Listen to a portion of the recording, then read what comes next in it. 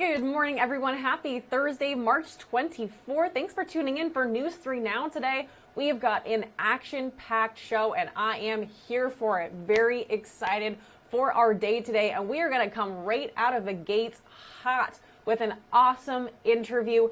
Let me tell you about an event that's happening tomorrow night, Friday night. Doors open at 8:30. The show starts at 9. Abigail, what are you talking about? I am talking about Save the Music. KANM student radio over at Texas A&M, the College Station of College Station, is hosting their biannual fundraiser concert at the 101 in downtown Bryan tomorrow night. You can come out and support their programming, $10 at the door. You can support a local business, support some local bands. It's a win-win-win. Yesterday, KANM's PR director, Gwen, was so awesome, gave me a full tour of their studio and sat down with me to talk a little bit more about what student radio means to her and everyone involved and about their annual fundraiser. Let's check that out.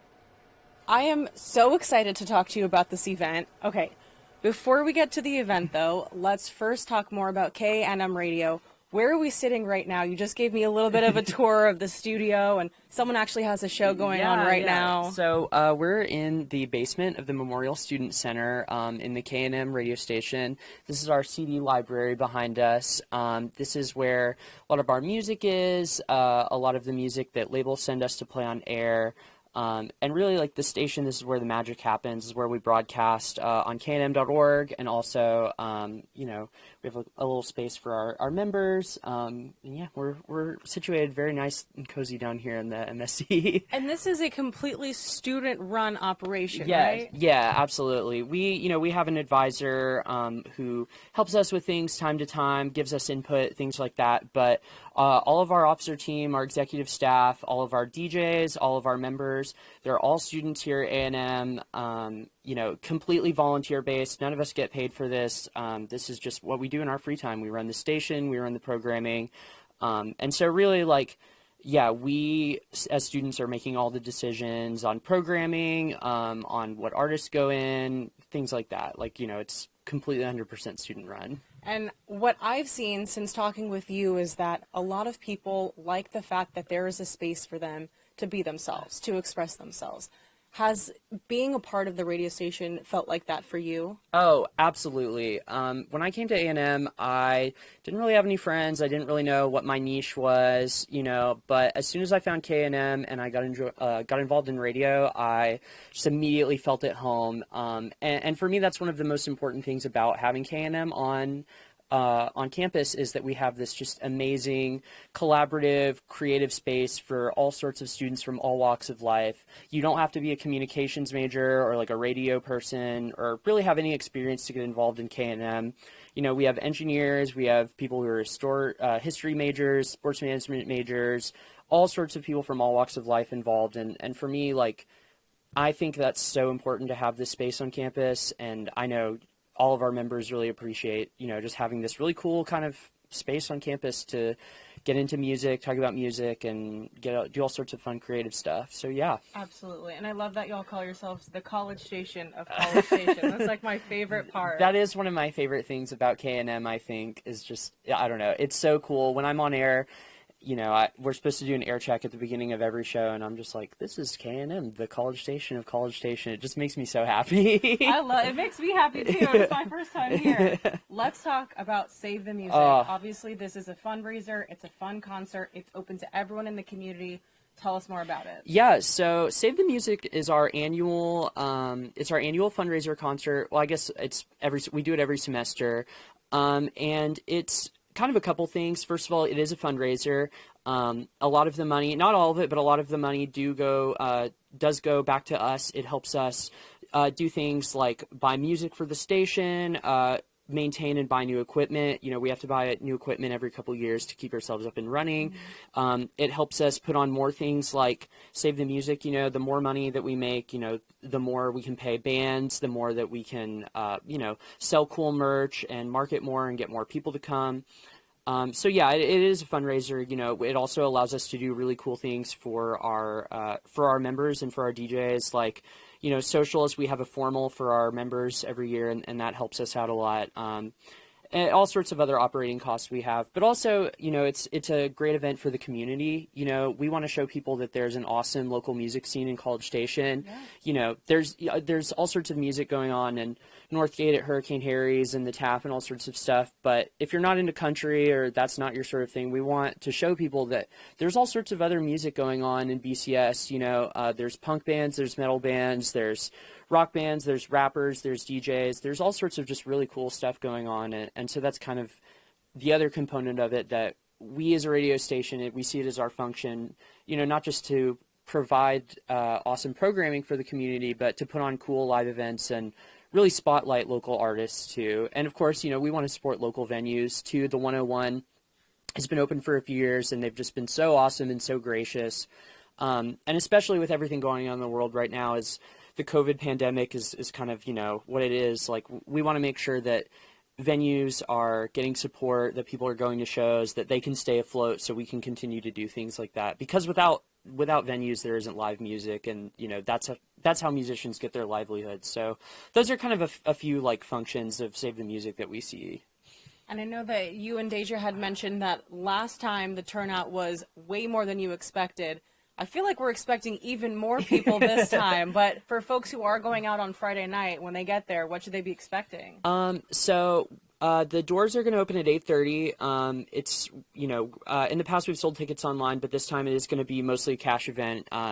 Tickets are going to be $10 at the door. Doors are going to open at 8:30. Of course, if you want to show up and have a drink or whatever before then, you're welcome. Show's going to start at 9. We're going to have Divine, which is a band made up of local students, show up. They're going to play some kind of synthy, shoegazy, like kind of mellow indie pop. After that, we're going to have an Austin band who has some roots here called Good Looks. They're like a surfer rock band. They're going to play, and then Jasper, which is like a local punk band. They've been playing forever. They're going to play probably around 10:30 or so. And yeah, it's going to be come and go. We're going to be selling merch. The bands are going to be selling merch. You know, it is at a bar, but of course it's an all ages event. Like if you want to come, people have brought their kids before. Yeah. You know, we've had high schoolers show up. So yeah, it's going to be just a lot of fun, like a hangout, good live music. The 101 is an awesome venue. They have a place you can bring dogs, I think. So yeah, it's a great venue, and it's going to be a great time, I think. Supporting KAN radio, supporting local bands, supporting local venues. Is there anything wrong with this situation? Literally nothing wrong, I don't think. I don't think so either. This sounds so awesome. Okay, yeah. And so if someone goes out on Friday night, they have a great time, and they want to learn more about you, where can they find out more about the radio station? So first of all, they can go to our website, knm.org. We are an online only streaming radio station currently. So if you want to listen to our programming, you can go to knm.org. We have shows pretty much all day. There's a schedule you can look at. We have a blog where you can read album reviews, concert reviews, artist interviews.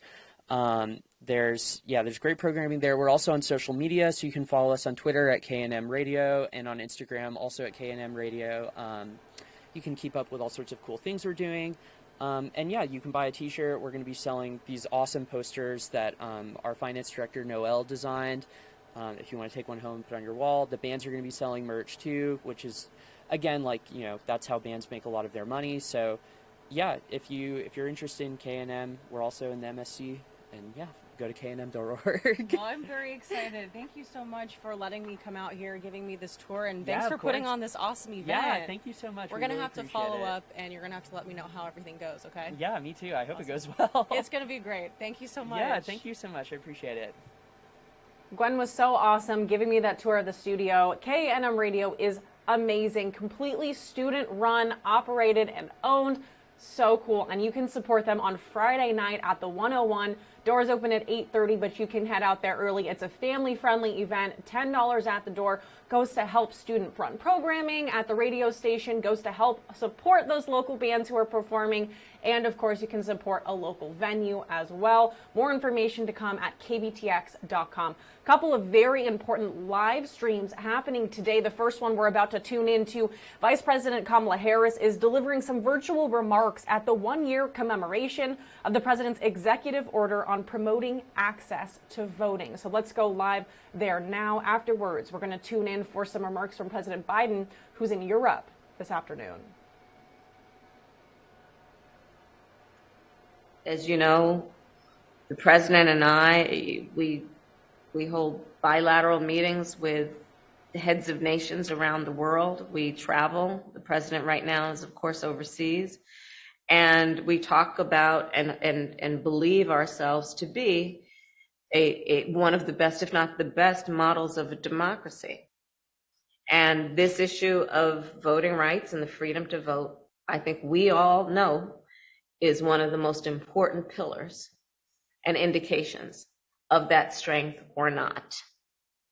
And so this work is critical in terms of what it means to an individual, what it means to society, what it means to our nation, and what it means to our standing in the world. And you all are doing the work on the ground every day, and I can't thank you enough. Take care.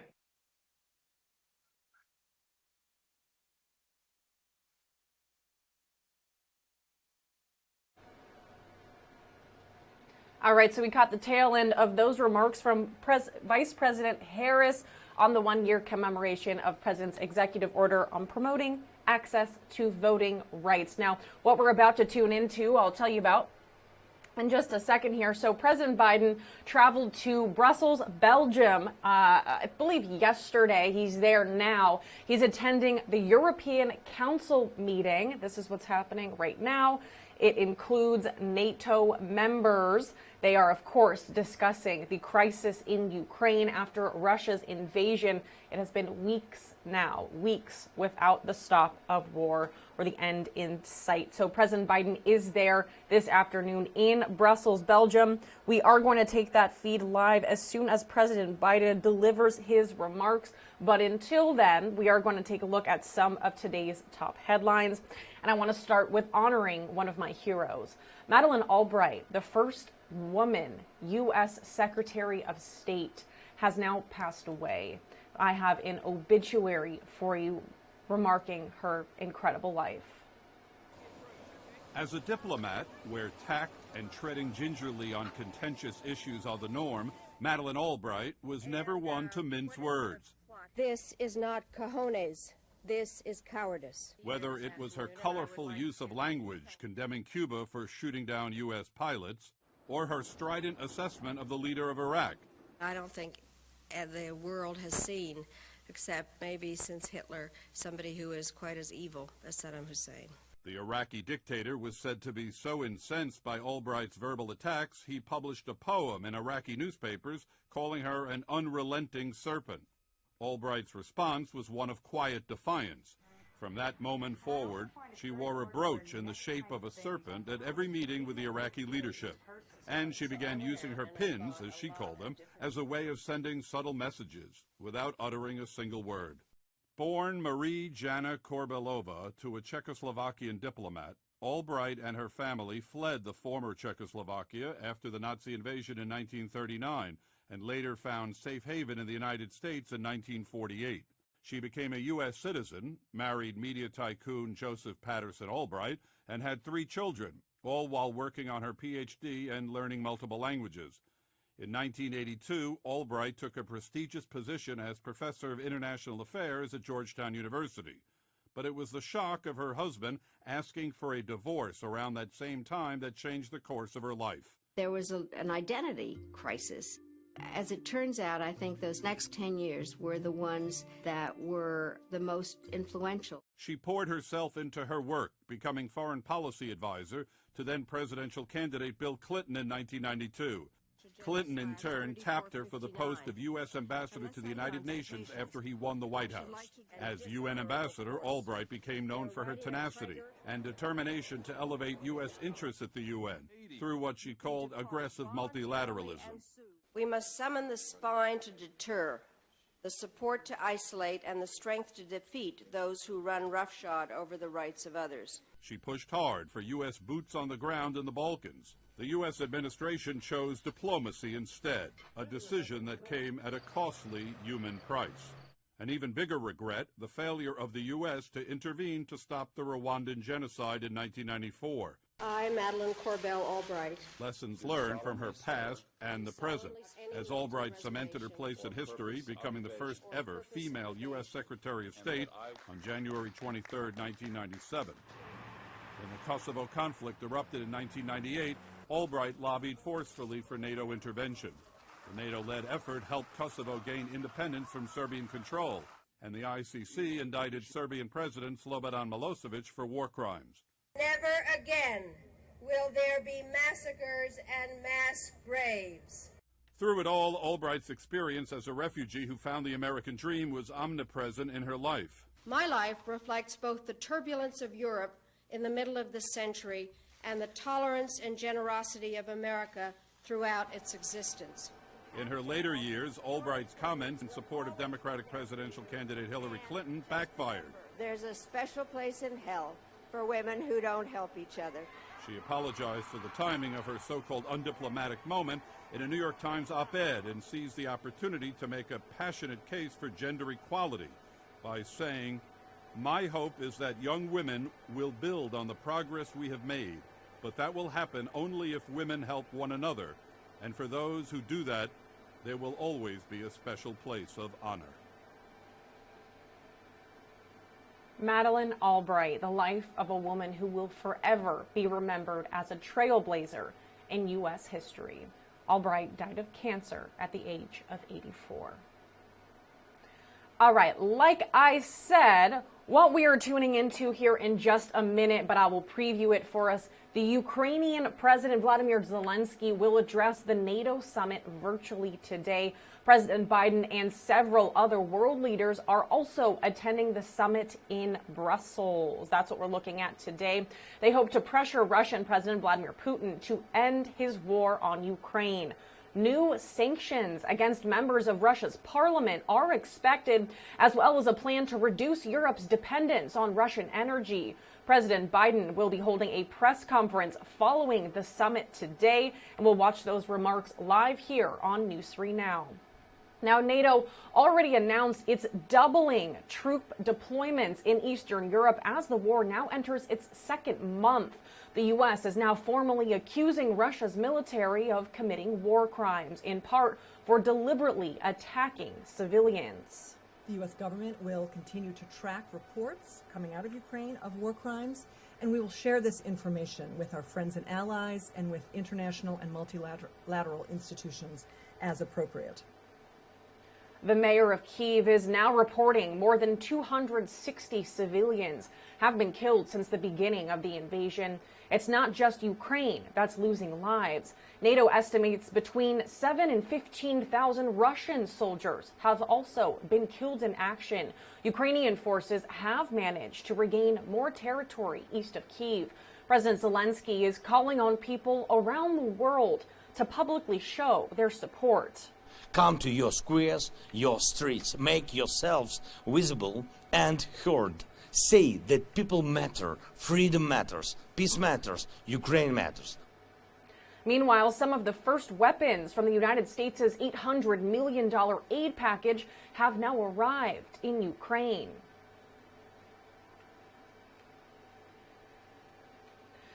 Now, as that NATO summit continues, we are waiting here on President Biden to deliver remarks at a European Council summit. They're going to discuss shared concerns about Ukraine, including transatlantic efforts to impose economic costs on Russia, provide humanitarian support to those affected by the violence, and address other challenges related to the conflict. We're going to take that live here in just a couple of minutes. Let's take a look at some of our local headlines. Now, you might have seen this high-speed chase happening yesterday evening. A man is now behind bars after leading law enforcement on a pursuit through Bryan. It all started when deputies tried to serve a warrant to Roy Aravallo Jr. The 26-year-old tried to escape in a vehicle. He reportedly struck two other vehicles during the chase. Eventually, they got him and arrested him. While responding to that pursuit, however, two law enforcement vehicles collided with each other on Highway 21. One vehicle belongs to DPS. The other is a Brazos County Sheriff deputy's car. Neither the deputy or state trooper had serious injuries, but they were taken to the hospital as a precaution. A couple of disturbing headlines here for all of my viewers. Trigger warning. A College Station woman is facing charges for trying to sell a young girl into prostitution. According to College Station police, 31-year-old Mercedes Castaneda is charged with promoting prostitution. Castaneda reportedly knew the child refused reportedly, and then Castaneda's attempts to prostitute her continued. Her bond is now set at $75,000. A Somerville woman on the state's 10 most wanted sex offenders list is back in custody this morning. DPS says Cha-Cha Jackson was arrested at an apartment complex in Bryan. She's been wanted since last May for failing to register as a sex offender. In 2013, she was convicted of sexual assault of a child. After her release, she was convicted of injury to a child in 2017. And over in Harris County, take a look at this. Harris County authorities are searching for 3 people who tried to rob an armored truck, leading to a shootout. The sheriff's office says the truck was stopped at an ATM yesterday. The suspects reportedly drove up and shot at the guard. Investigators say the truck's driver fired several shots back at the suspects, who then ran away.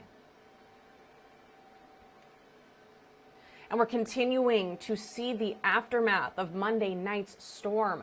90 residents of a Madisonville nursing home are now in new temporary housing.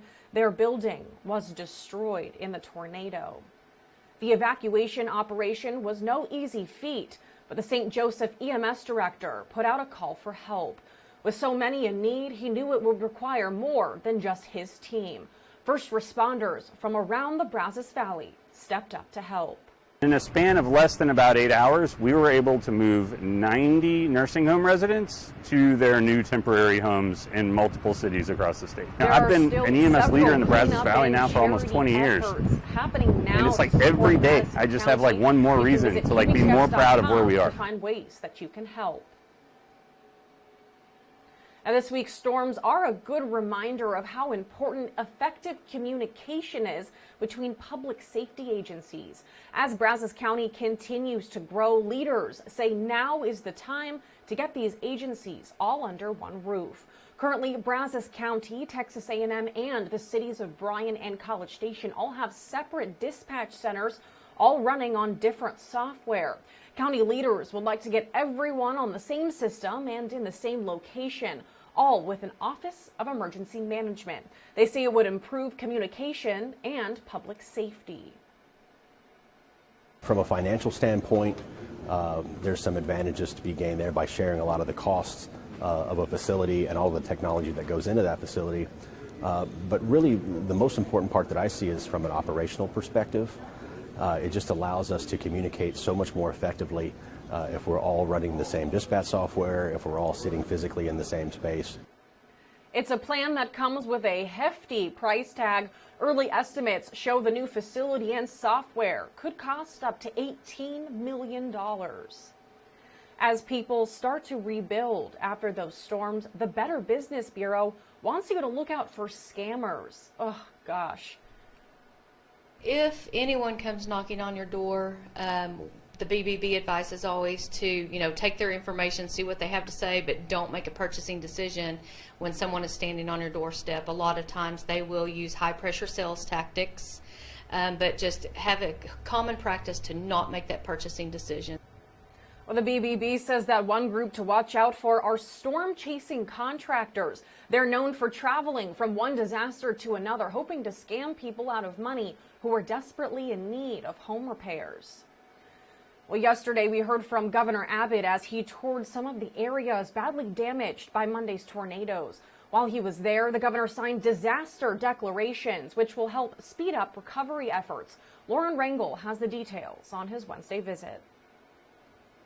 Sherwood Shores is rebuilding more than 53 structures and homes and grieving the only loss of life in Texas from Monday's tornadoes. If there's anything that I wish we could do over again, it would be to do something that would have protected Veranda Rogers. Governor Abbott stopped by Grayson County Wednesday to survey the damage. Despite all of it, he says miraculously, no one has needed shelter yet. Those who have had their homes destroyed, they're staying with family or friends or have other accommodations set up. A part of his visit includes state relief. I've signed a disaster declaration that includes Grayson and Cook counties. The declaration gives county judges the ability to have certain rules and regulations waived to speed up the recovery, something people running relief efforts say they can't go without. So when our little $5,000 runs out, these people are going to be on the streets or having to go into shelters or leave the community that they've grown up in. So it's life-changing. He's also asking for people to submit reports of property damage online to tap into federal relief.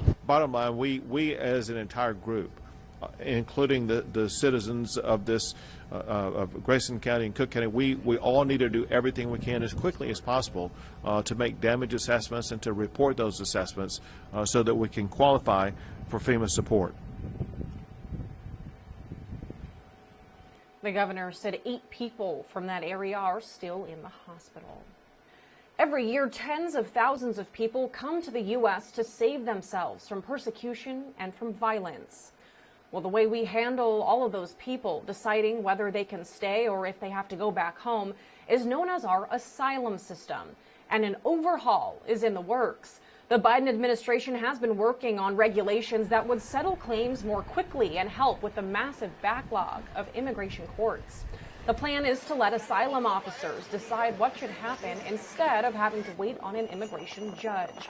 Right now, stats from Syracuse University show about 1.7 million cases are pending in immigration court. Officials say they'll need to bolster staff to make this work, so things will start small, but they'll likely get started on it this summer. Well, wow. Today is the final day of confirmation hearings for Supreme Court nominee Ketanji Brown Jackson. Testimony from a full slate of witnesses is being heard today. Jackson's second and final day of questioning wrapped up yesterday. The White House and Senate Democrats say Judge Jackson performed with, quote, grace and dignity. Republicans describe her testimony as unclear. She's declined to address critically important questions and ameliorate real concerns. Democrats have signaled they're confident Judge Jackson will ultimately be confirmed by the evenly divided Senate. You will become a member of the U.S. Supreme Court. We know that Democrats hope to have a final vote ahead of the Easter holiday. A little bit of an update on a story here. Lawyers will not be able to use the name of an alleged Michigan school shooter, Ethan Crumbley, in the case against his parents. Jennifer and James Crumbley are on trial for involuntary manslaughter. Prosecutors accuse them of giving their son a firearm and ignoring clear warning signs that he was a threat. Teen Ethan is charged with killing 4 students and injuring 7 others during a shooting at Oxford High School last year. The Crumbleys have pleaded not guilty to the charges. Well, it's time for our daily talk about gas prices. Yep, with the sky-high gas prices, free gas probably sounds pretty darn good right now. I know it sounds good to me. Well, depends on who you ask. In Chicago, a recent gas giveaway caused gridlock and total chaos. Well, now there's going to be another one. Businessman and philanthropist Dr. Willie Wilson is giving away $1 million in gas, $50 for each car at 46 Illinois gas stations. For people struggling to make ends meet, long lines are just the least of their problems. Some communities and gas station owners have bowed out over traffic concerns, with one city saying it would cost about $10,000 in overtime to direct traffic. But Wilson says he is more concerned with helping out the tens of thousands of people who need to fill up their tanks, and he's already considering a third giveaway. Well, Mr. Wilson, if you are feeling so inclined, why don't you come on down to the Brazos Valley? I know that myself and several folks here would be more than happy to wait in line for a free tank of gas from you. Thank you very much. All right, a little bit of COVID-19 news here for you. One step closer to a COVID vaccine for your youngest children. Moderna says it's getting ready to ask the FDA to authorize its kid-sized dose. The vaccine for kids under the age of 6 is a quarter of the dosage given to adults. The company says the vaccine has what it calls a robust neutralizing antibody response. There were some adverse reactions too, but those were mild or moderate at the worst and typically happen after the second shot. Speaking of Moderna, the company is planning to make its coronavirus vaccine tackle other viruses as well. The Moderna COVID-19 vaccine program will expand to create a combination to treat other illnesses like the flu and SARS. Right now, Moderna is already testing a standalone flu vaccine. The company plans to hold an event today to discuss its plans. All right, raise your hand if you are tired of wearing a mask on airplanes. I know I am. However, I will say, on the contrary, I do appreciate the masks because people are kind of gross. Am I right? Like, I don't like wearing a mask, but I'm not really a gross person. But there are a lot of gross people out there who are coughing and sneezing all over me and spitting on me and eating weird stuff on the plane. And I kind of appreciate the masks. But, you know, like most of us, I'm pretty tired of wearing them as well. CEOs at 10 airlines and cargo carriers want the president to end the transportation mask mandate. They also want to stop the testing requirement for international travelers. American, Delta, and United are just some of the airlines calling for these changes. In a letter to the president, executives say these requirements are no longer aligned with the current environment we're living in. Right now, the mask mandate is scheduled to end soon, April 18th. That's the plan.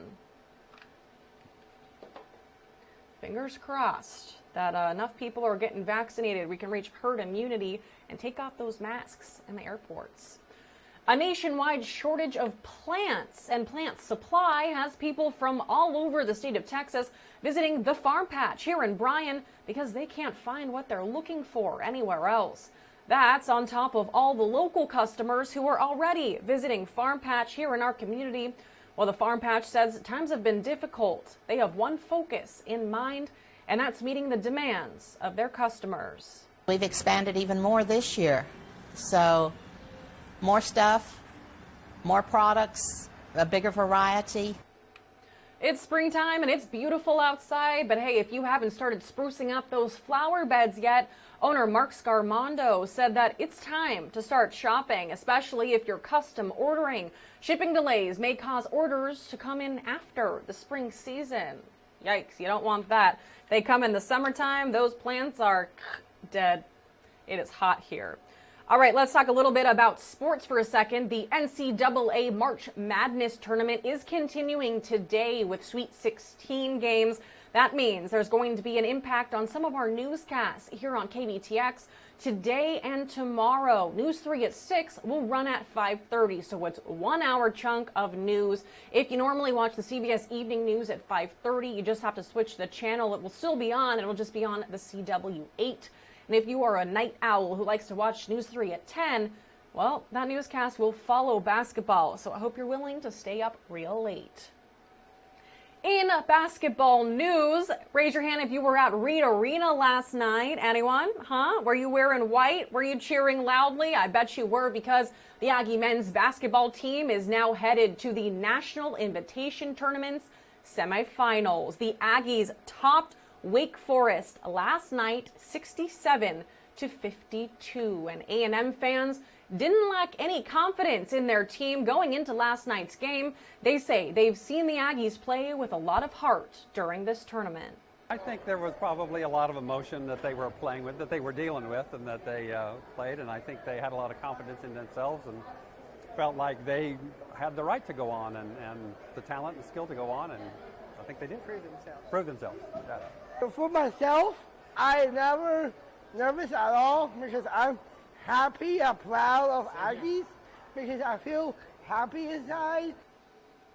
Last night's win was the team's 26th of the season. That's actually the third most wins during a season in program history. The Aggies heading to New York City to take on Washington State in their first appearance in the NIT semifinals.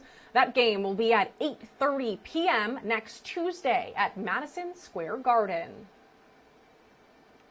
And let's give a warm howdy to the new head women's basketball coach, Miss Joni Taylor, was introduced at halftime of last night's men's basketball game.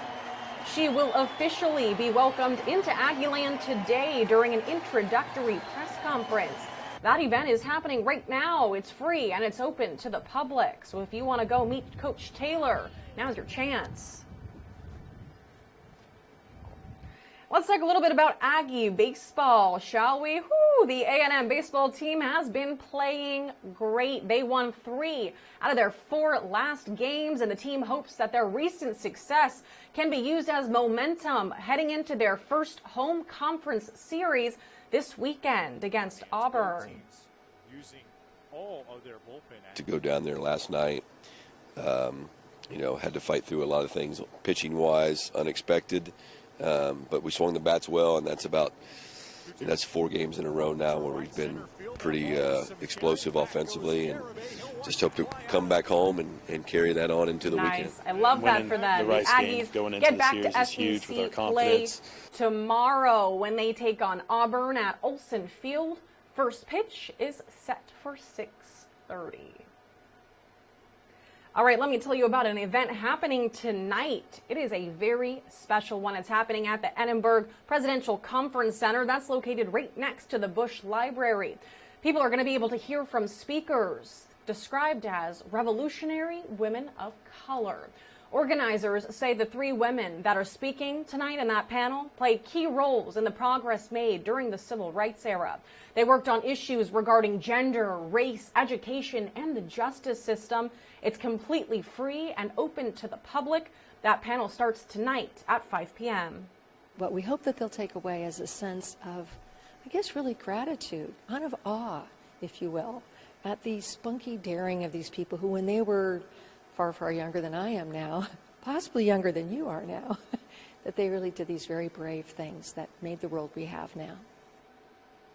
Let me tell you, Professor Elizabeth Cobbs, that's the woman that was just speaking. She's the one that organized this event, and she has done a top-notch job. Not only is that speaker panel happening tonight at Edinburgh Presidential Conference Center starting at 5, there's also an all-day conference tomorrow. Kicks off at 9:30 in the morning over at the George Hotel, all right? That's also completely free and open to everyone in the public. There's going to be a whole bunch of speakers, revolutionary women of color, and you're going to want to hear from them. All you have to do is register. There's a link to do that at kbtx.com with this story. All right, so that's happening tonight. We've got Aggie baseball happening this weekend. Also happening this weekend, the Museum of the American GI hosting its Living History Weekend. The museum says this event is the largest event of its kind in the entire state of Texas. On Saturday and Sunday, guests can learn more about U.S. military history through activities like demonstrations, tank rides, and more. This year, there are also displays about the Vietnam War. So this year we're going to be able to highlight our Vietnam veterans in a way that we've never done in the past. So we're going to have a living history display and our vehicles, and we're going to have a small Vietnam era skirmish. Well, for a full schedule of events and for the link to purchase tickets, you can find those with this story at kbtx.com. This week is also the Brazos County Youth Livestock Show, and let me tell you, these kids have been working really, really hard. News 3's Fallon Appleton got a chance to catch up with this year's queen. Let's check this out. Brazos County students across the area have been hard at work this week, showcasing all of their efforts here at the Brazos County Youth Livestock Show. To talk more about that is this year's queen. Thank you so much for joining us. Yes, ma'am. Howdy, y'all. My name is Riley Stokes, and I'm this year's Fair Queen. So talk a little bit about everything that you guys have been doing this week, kind of leading up to everything that y'all are showcasing in this week's shows. So personally for me, I've been getting my steers, heifers, and market rabbits ready this week, and I know lots of the livestock exhibitors have been working hard just to prepare for this week. And you already have won in the rabbit show, and you've got 2 more shows left to go. Yes, ma'am. It was a crazy experience. Yesterday, I won the market rabbit show. And for people who aren't as familiar with this whole side of agriculture, walk us through what's it like preparing and getting ready for this week? So it's a lot of hard work. Personally, for me with the steers, there's a long process that I have to go through. I have to wash and blow dry them every day to work their hair and coat. We have to feed them different feeds and supplements so that they're good in their condition and body weight. And we have to make sure that they're trained so I can walk them on a halter for the showmanship portion of the show. And for you, what's the most exciting, beyond winning queen, what's the most exciting part for you? The most exciting part is just being in the ring doing what I love. I wouldn't rather be anywhere else but in the show ring. And winning queen this year, what was that like? It was a great experience. I don't have words to describe how excited I was to be this great role model for the younger kids. And you're telling me you looked up to queens leading up to this moment. Yes, ma'am. When I was just in 3rd grade, I knew I wanted to do this because I wanted to be a great example and just be an example for our county and like what the youth are like. Well, we appreciate you joining us here today, and good luck in the rest of your 2 shows. Thank you. This week, if you want the full schedule of shows happening here at the Brazos County Expo, we've got a link for you up at kbtx.com. Plus, the premier auction is at 2 o'clock here on Saturday. If you'd like to come out here as well, send it back to you in studio. We're going to tune into the NATO summit happening right now at the European Council. President Biden has traveled to Brussels, Belgium. He is in attendance. He is expected to deliver some remarks when the summit is over. For right now, we are going to tune in where French President Emmanuel Macron is speaking. Cérébrale en décembre 2019. L'électrochoc, c'est que la conflictualité à ses frontières est revenue puisque la guerre a été lancée par la Russie. Pas contre un de nos membres, mais contre un voisin proche. Et donc je pense que c'est ça notre travail. C'est la carte que je montrais tout à l'heure, c'est travailler sur cet espace-là. C'est déjà beaucoup. Soyons efficaces et crédibles sur ce sujet. Ça c'est pour l'OTAN. Pour la Chine, je l'ai toujours dit, nous savons nos différences, nous savons les éléments de coopération et nous savons les points de rivalité. Je ne crois pas que la politique fiction, quand elle envisage le scénario du pire et pousse les décideurs à essayer d'intimider les autres par voie de conférence de presse, produise souvent des résultats efficaces recherchés. Moi, je suis plutôt pour l'efficacité en la matière. Donc j'ai parlé au président Xi il y a 10 jours, je lui reparlerai autant que nécessaire durant cette crise, et j'ai eu face à moi un dirigeant, premièrement, qui a partagé nos préoccupations et qui désapprouve la guerre. J'écoute, je lis comme vous ce que dit la Chine, y compris quand on lui fait des reproches. La Chine défend en permanence la souveraineté des peuples, leur droit à disposer d'eux-mêmes et l'importance de ces notions. Il est donc tout à fait normal que la Chine ne puisse soutenir la Russie dans une agression contre un peuple voisin et la violation de sa souveraineté territoriale. Esprit de cohérence. La Chine y est attachée. Je sais que nous pouvoir compter sur le président Xi en la matière. Deuxième chose, quand nous lui avons parlé avec le chancelier Scholz, le président Xi Jinping nous a soutenus dans notre volonté de demander un cessez-le-feu.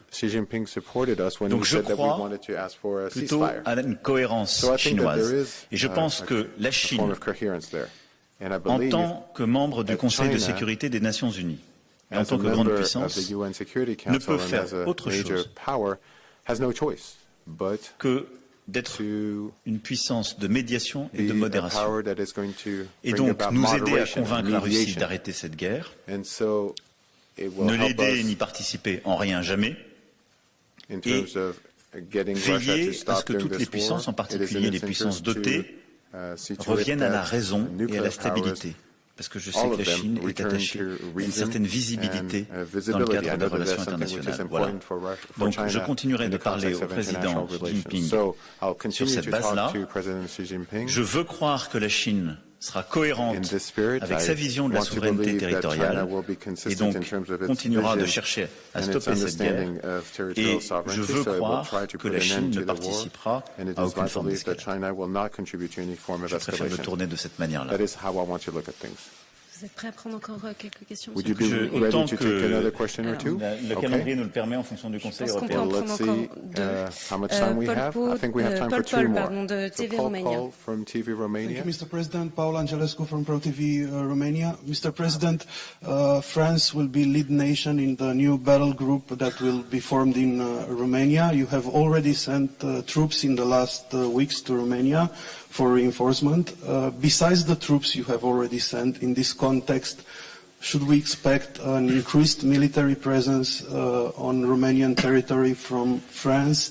And if so, also, will France maintain its maritime presence in the Mediterranean for as long as it takes, or maybe even increase it in the Mediterranean and in the Black Sea in order to deter any possible threats by air or by sea? Thank you very much.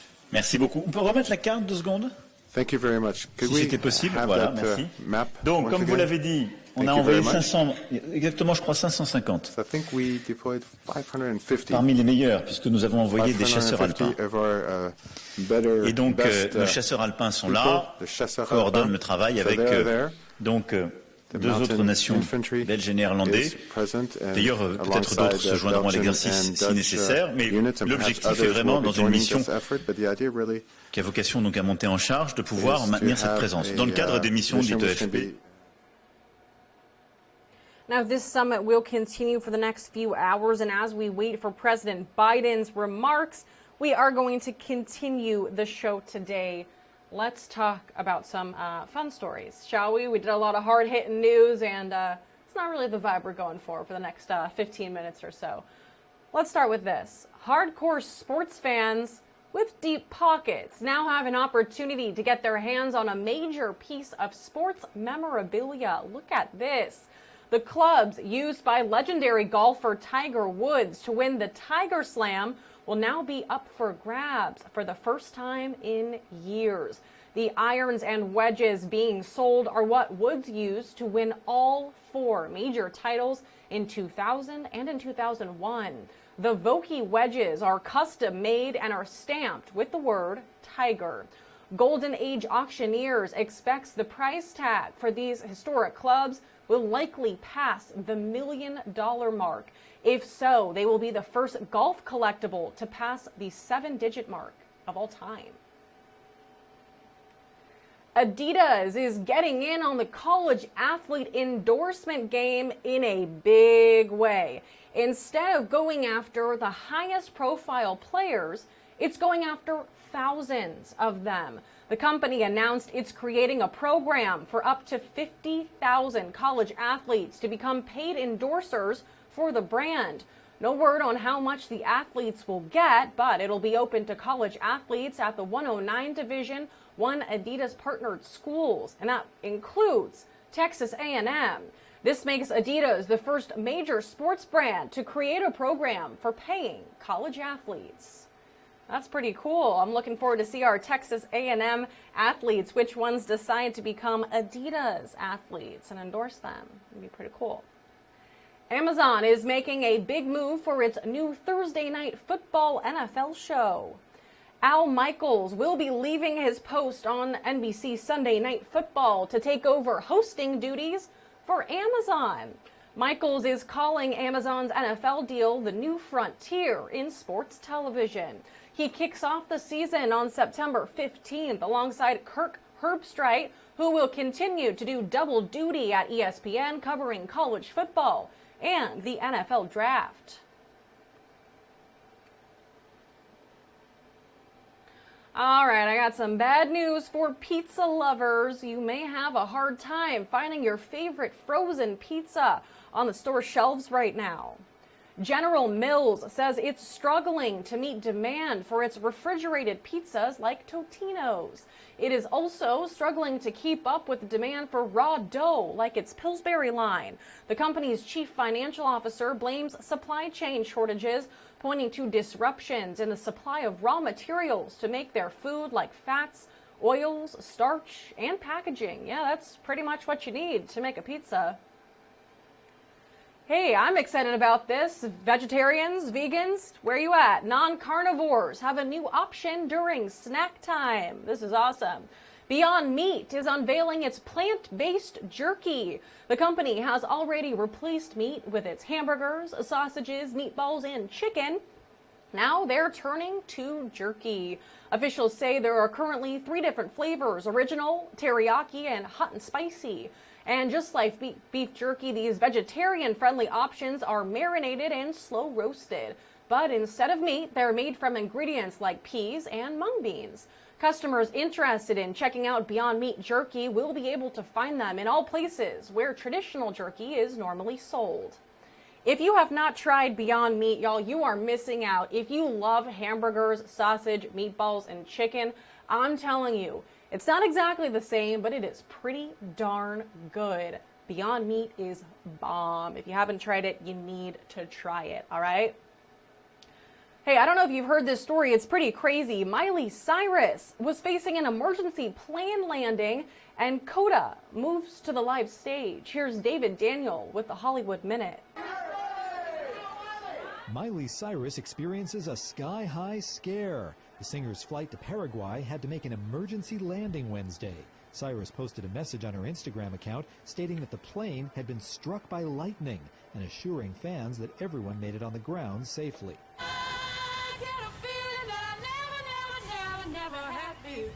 Coda will take its singing to the live stage. The Oscar-nominated drama is reportedly being adapted into a stage musical by the Deaf West Theater. No timeline has been given for the project, which is being developed by the film's producers. Taron Egerton has tested positive for COVID-19 and is taking a week-long break from his latest West End play. The show's producers posted the news on social media, saying the actor will spend the next week isolating. The news comes 2 weeks after Egerton passed out and collapsed to the stage on opening night of the production. In Hollywood, I'm David Daniel.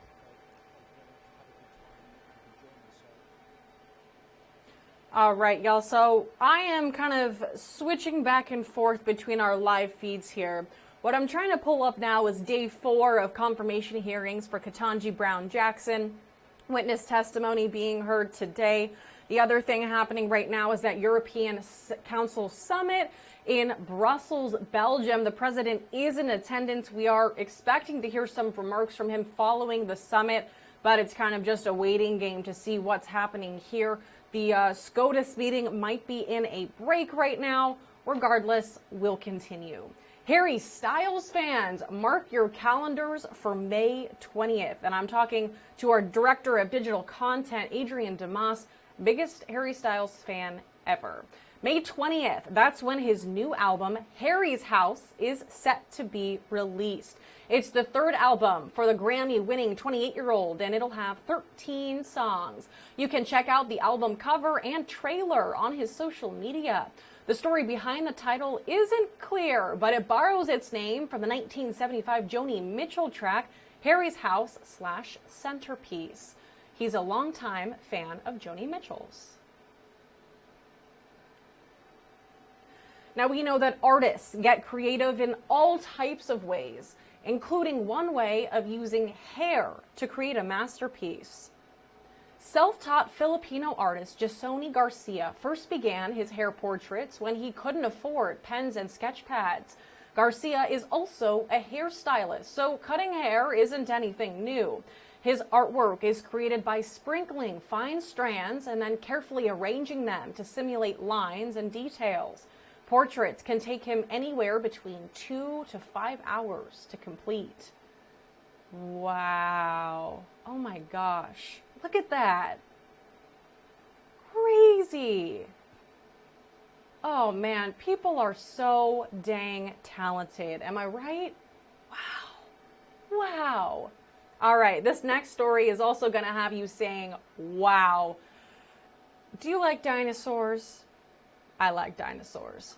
One of the largest and most complete Tyrannosaurus Rex skeletons will be on display within the next few years.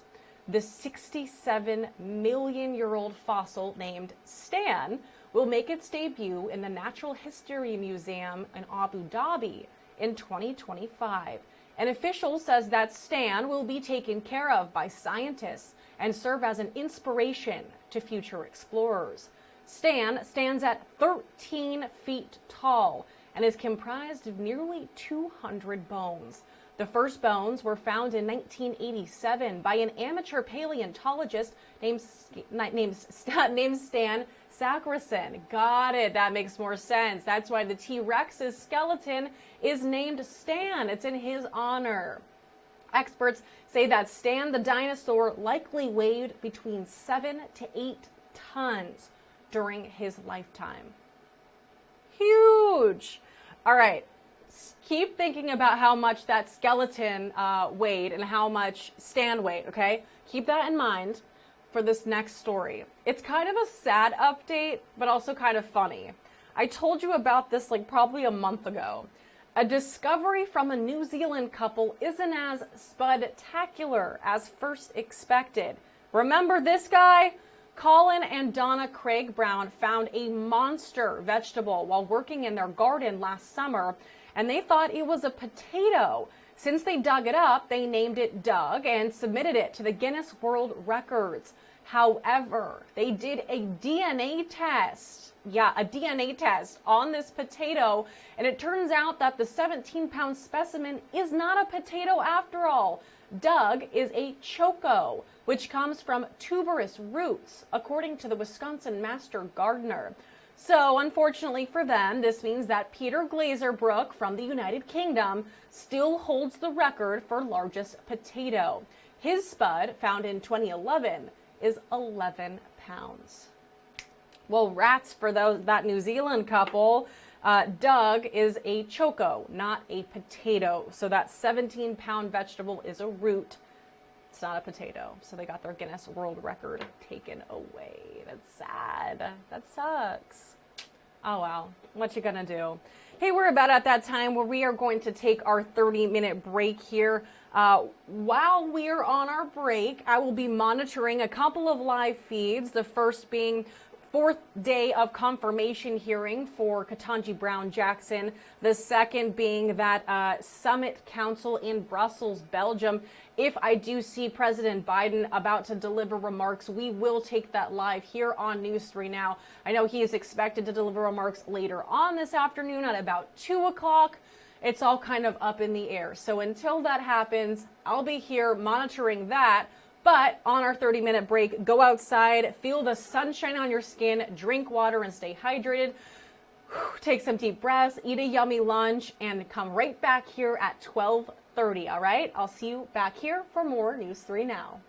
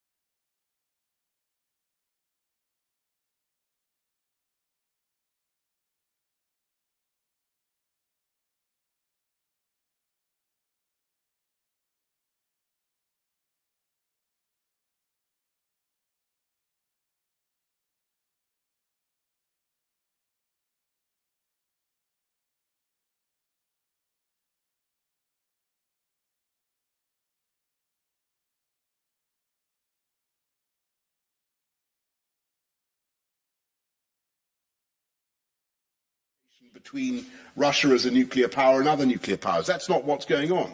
What's going on is a confrontation between Russia and entirely innocent people in Ukraine. That's what it's between. And what we're trying to do is help those people. And I think that is morally the right thing to do. On gold reserves, there is evidence that the Russians may be trying to get round. I mean, the Russians are obviously going to try to get round the sanctions on their gold, and we're taking steps to try to make sure that there's no leakage, no sale of bullion into markets around the world. Now, and that's what we're working on. Last question to Steve Swinford of the Times. Prime Minister, just to come back to Natasha's question, we heard from from a Western official today that if Russia did use chemical weapons in Ukraine, it would be highly unlikely that there would be a military intervention from NATO. Can I just clarify, are you in that position, or would you rule that out, or do you think it's possible that we could have a military intervention? Is it something you're prepared to consider? I just want to repeat the answer I gave to Natasha, which is I think that any such action would be not only morally repugnant, indefensible, but disastrous for Putin as well. And I think, well, I'm afraid I'm going to have to leave it there and rush for the plane under strict instructions. Thank you all very much. Thank you. Thank you.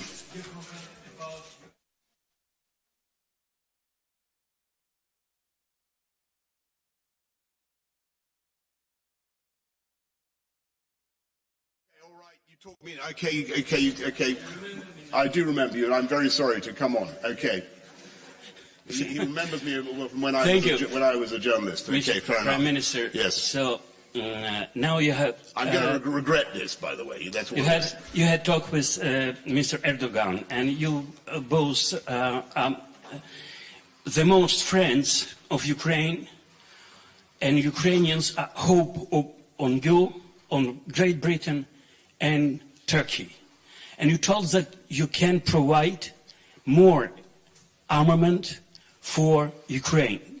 But you didn't say about air defense weapons. Yes. It's the main what is necessary for Ukraine. How it to arrange. Because you see some of, for instance, your colleague from France, Mr. Macron told that no, we don't want to provide something because we don't want to be part of the war. No. Well, thank you very much. So, as you know, I think one of the most significant contributions that Turkey is currently making are the TB2s, which I think are very valuable. What the UK is providing, as I'm sure you've also seen, are air defences, and we're helping the Ukrainians to understand how to use them. I think that's entirely reasonable, but I don't think I should really go beyond what I said. The general tenor of the meeting, what everybody wants to do, is make sure that as Putin ramps it up, as Putin escalates his aggression, that we do ever more to defend and protect the Ukrainians, and that's what we're going to do. Thank you all very much. Thank you. Thank you.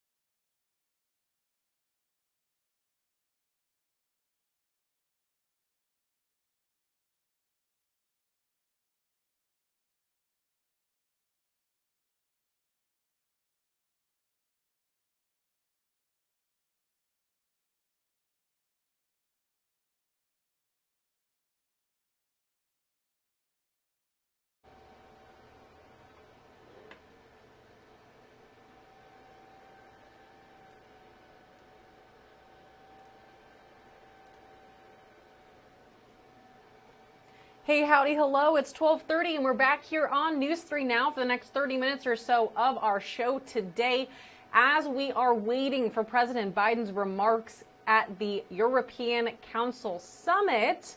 We're going to talk a little bit about Women's History Month, and this is just kind of by my own choosing. I did not plan or intend to talk about this. It's just something that I was thinking about over the last 30 minutes or so, and I want to share some stuff with y'all. So the first thing I want to talk about, we know that trailblazer Madeleine Albright, the first female U.S. Secretary of State, just passed away at the age of 84. She died of cancer. But I played a video for you earlier, a very short 3-minute video, just highlighting some of the amazing things that she's done throughout her lifetime. It's Women's History Month. Women are making history every single month, every single day, every single minute that we are existing on this planet. Now, I told you also about an amazing panel that's happening at the Edinburgh Presidential Conference Center. That's right next to the Bush Library. Tonight at 5 p.m., we're going to hear from revolutionary women of color. Now, I'm thinking about that. I started thinking about this photograph that was taken during KBJ's confirmation hearing yesterday. It's an amazing one. Let me share this with you. So I'm going to pull it up here. This is a shot from the confirmation hearing. That girl in the purple, that's Jackson's daughter. And I think the person who shared this tweet said it so correctly. It's so hard to capture the humanity. All right, we are cutting in now as President Biden is speaking at the NATO Council. Since here you must be getting very tired. Am I the 16th or 17th? At any rate, all kidding aside, thank you for taking the time. Today marks 1 month since Russia began its carnage in Ukraine, the brutal invasion of Ukraine. And we held a NATO summit the very next day. At that time, my overwhelming objective in wanting that summit was to have absolute unity on 3 key important issues among our NATO and European allies. First was to support Ukraine with military and humanitarian assistance. Second was to impose the most significant sanctions, economic sanction regime ever, in order to cripple Putin's economy and punish him for his actions. Third was to fortify the eastern flank of our NATO allies, who were obviously very, very concerned and somewhat worried what would happen. We accomplished all 3 of these, and today we're determined to sustain those efforts and to build on them. The United States is committed to provide over $2 billion in military equipment to Ukraine since I became president: anti-air systems, anti-armor systems, ammunition, and our weapons are flowing into Ukraine as I speak. And today I'm announcing the United States is prepared to commit more than $1 billion in humanitarian assistance to help get relief to millions of Ukrainians affected by the war in Ukraine. Many Ukrainian refugees will wish to stay in Europe, closer to their homes. But we also will welcome 100,000 Ukrainians to the United States with a focus on reuniting families. And we will invest $320 million to bolster democratic resilience and defend human rights in Ukraine and neighboring countries. We're also coordinating with the G7 and the European Union on food security as well as energy security. And I'll have more to say about that tomorrow. We're also announcing new sanctions of more than 400 individuals and entities in alignment with the European Union. More than 300 members of the Duma, oligarchs, and Russian defense companies that fuel the Russian war machine.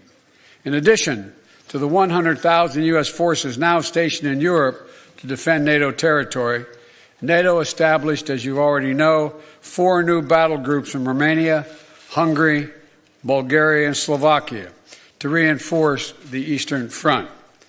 Putin was banking on NATO being split. My early conversation with him in December and early January, it was clear to me he didn't think we could sustain this cohesion.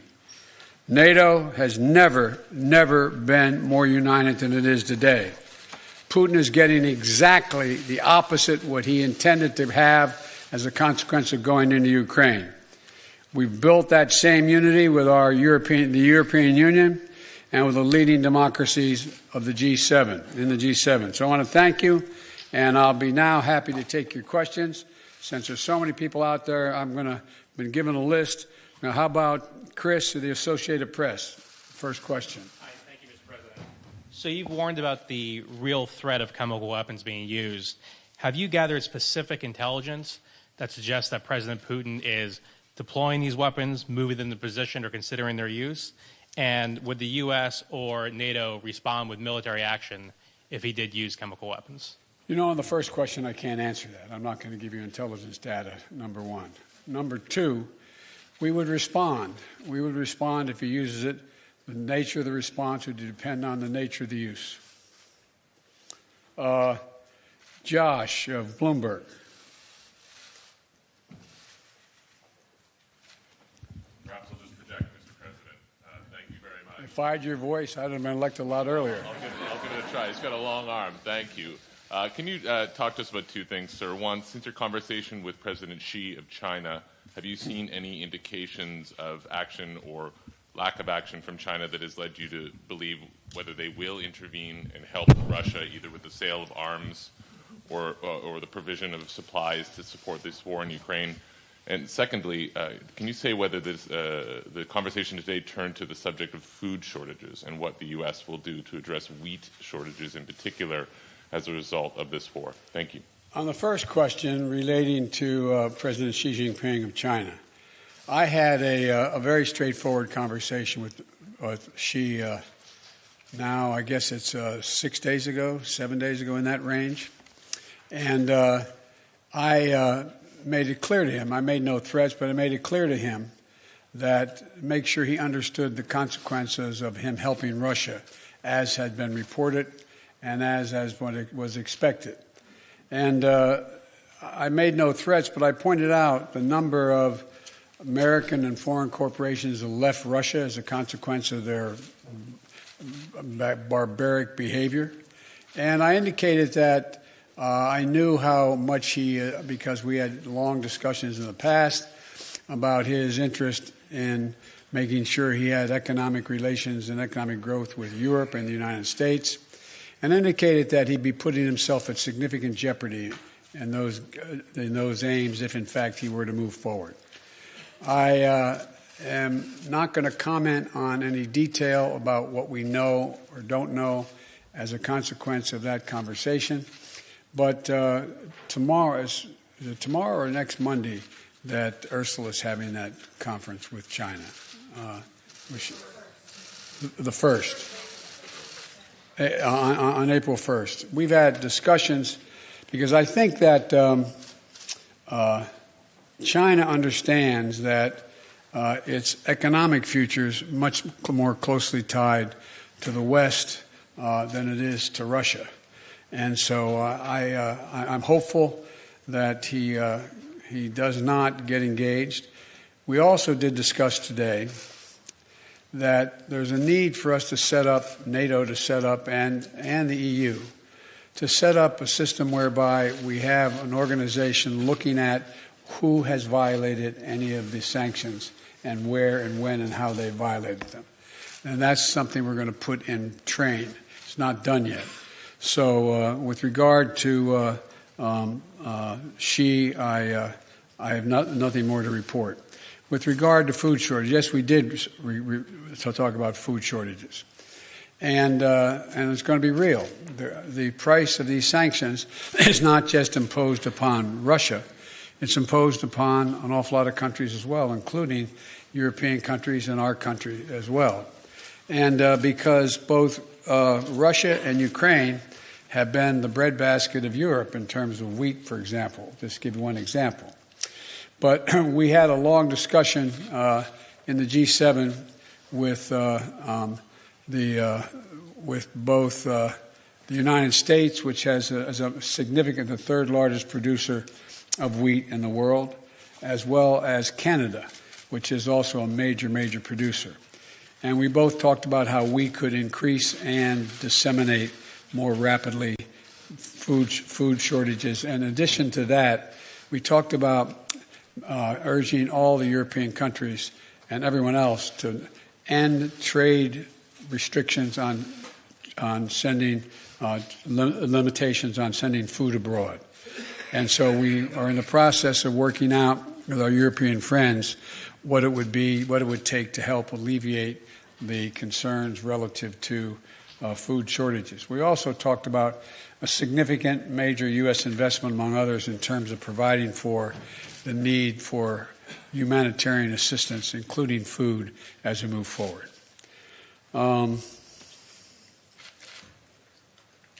Tarina of the Wall Street Journal. Watch out, you don't get hit in the head there now.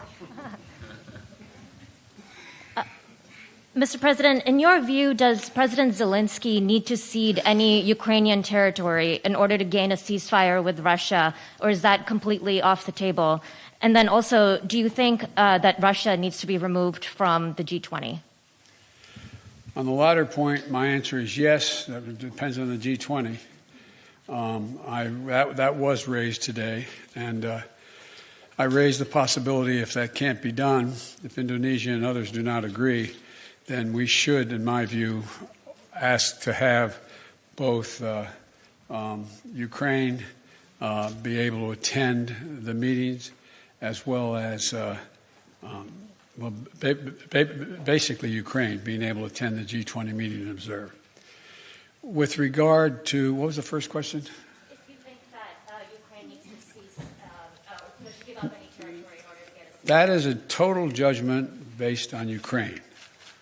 Nothing about Ukraine without Ukraine. I don't believe that they're going to have to do that, but that's a judgment. There's negotiations, that are discussions, I should say, that have taken place that I have not been part of, including the Ukrainians, and it's their judgment to make. Cecilia, ABC. There you are. Oh. Thank you. Sir, you've made it very clear in this conflict that you do not want to see World War III. But is it possible that in expressing that so early that you were too quick to rule out direct military intervention in this war? Could Putin have been emboldened knowing that you are not going to get involved directly in this conflict? No and no. And to clarify on chemical weapons, if chemical weapons were used in Ukraine, would that trigger a military response from NATO? It would trigger a response in kind. Whether or not you're asking whether NATO would cross, we'd make that decision at the time. And my final question, because you're heading to Poland tomorrow, do you think that getting a first-hand look at the effects of this war on these millions of Ukrainians who have fled their country could change the way that you might respond?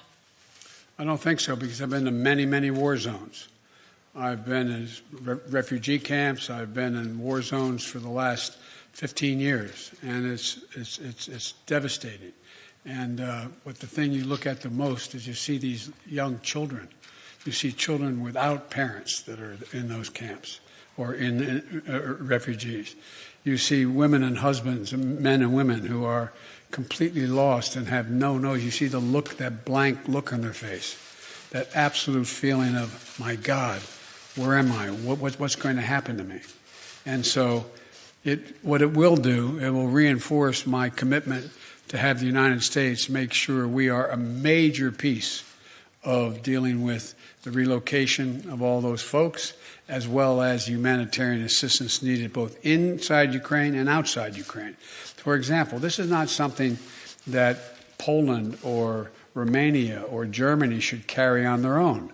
This is an international responsibility. The United States, as a leader, one of the leaders in the international community, has an obligation to be engaged and do all we can to ease the suffering and pain of innocent women and children and men, for that matter, throughout Ukraine, and those who have made it across the border. I plan on attempting to see those folks, as well as I hope I'm going to be able to see, I guess I'm not supposed to say where I'm going, am I? But anyway, I hope I get to see a lot of people.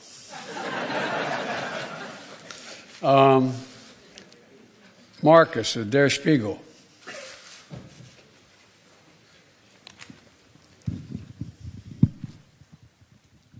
Thanks, Mr. President.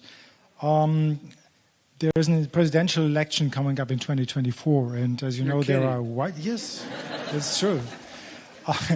And there are widespread concerns in Europe that a figure like your predecessor, maybe even your predecessor himself, might get elected president again.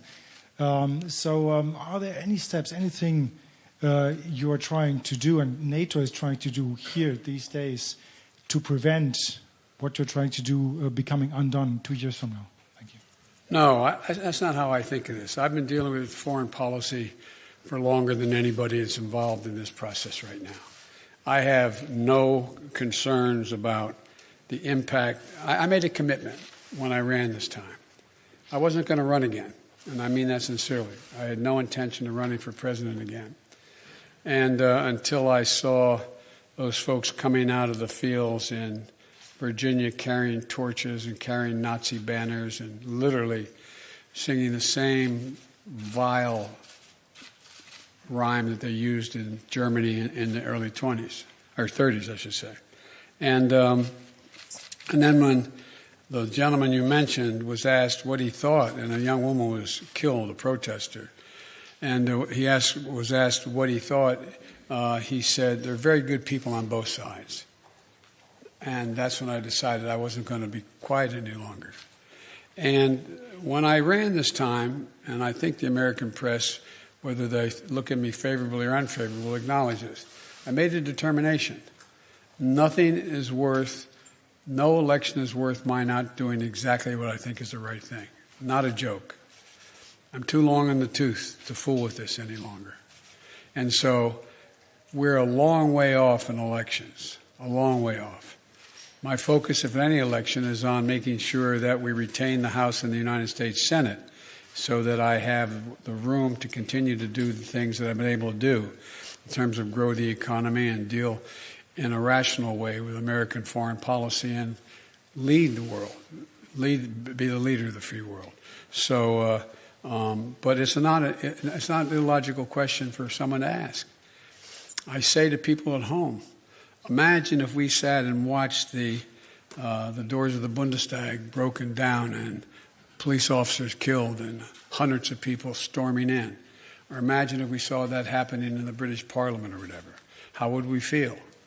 And one of the things that I take some solace from is I don't think you'll find any European leader who thinks that I am not up to the job. And I mean that sincerely. It's not like, whoa, that. The point is that when the first G7 meeting I attended, like the one I did today, was in Great Britain. And I sat down and I said, America's back. And one of my counterparts, colleagues, as head of state, said, for how long? For how long? And so I don't criticize anybody for asking that question. But the next election, I'd be very fortunate if I had that same man running against me. Thank you very, very much.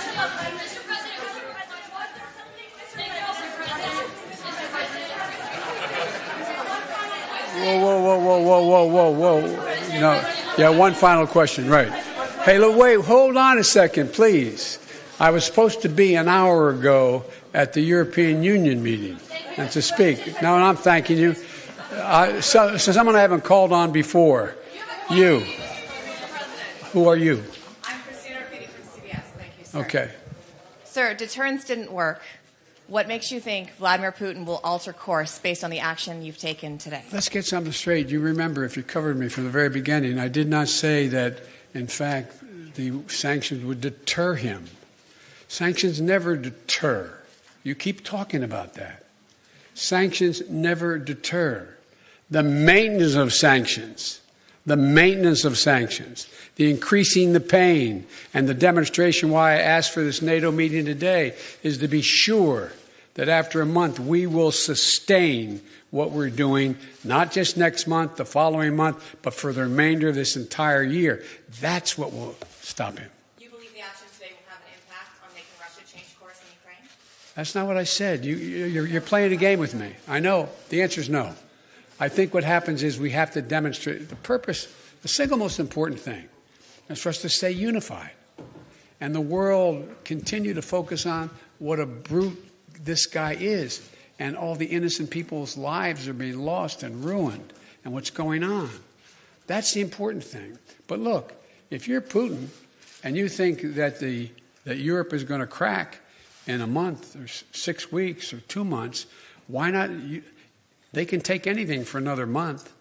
But we have to demonstrate. The reason I asked for the meeting, we have to stay fully, totally, thoroughly united. Thank you.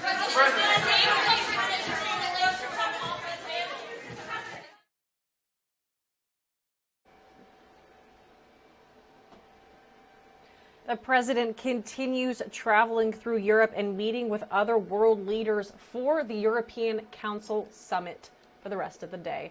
Now, when we were cut off by the president's remarks, which of course were incredibly important, I didn't get a chance to finish my thought, and it's my last thought of the day before I leave you be and give you the rest of your Thursday. But this was the photo that I am just absolutely in love with. It's a picture of Ketanji Brown Jackson's daughter sitting behind her during her confirmation hearing.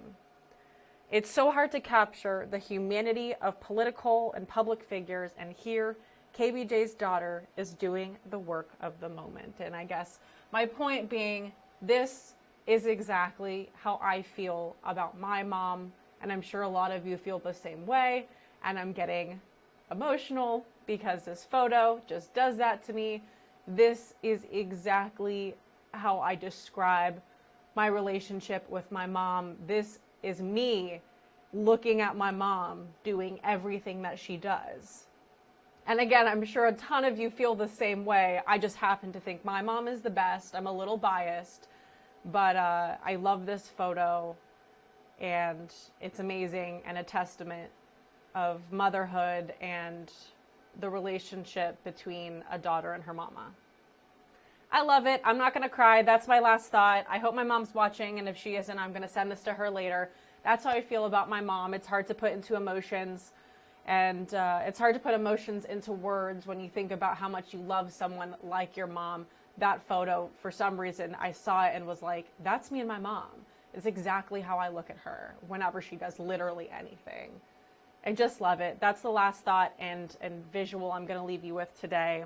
Happy Thursday, March 24th. I hope you have a fabulous rest of your day. The weather is so beautiful. Spring has sprung. It's going to continue to be beautiful through the weekend. I hope you've got fun plans on Friday, Saturday, Sunday, and if not, don't worry. You know, on Fridays, I love to tell you about stuff you can do over the weekend. So we'll talk about that a little bit tomorrow. All right, I'll send you on your way now for the rest of this Thursday. Thanks for tuning in for News 3 Now today. I'll see you same time, same place tomorrow for the rest of News 3 Now. All right, sound good? See you then. You are loved, and I'm happy that you're here.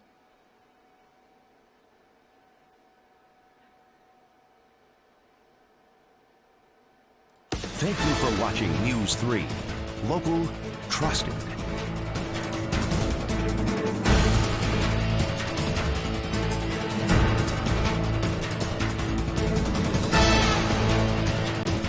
Thank you for watching News 3. Local, trusted.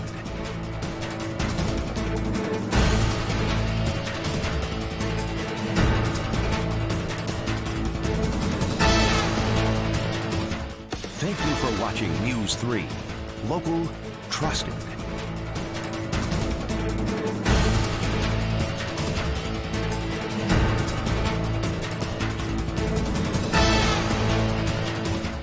Thank you for watching News 3. Local, trusted.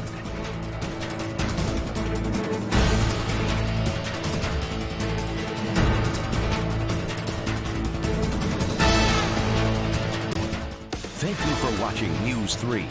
Local, trusted.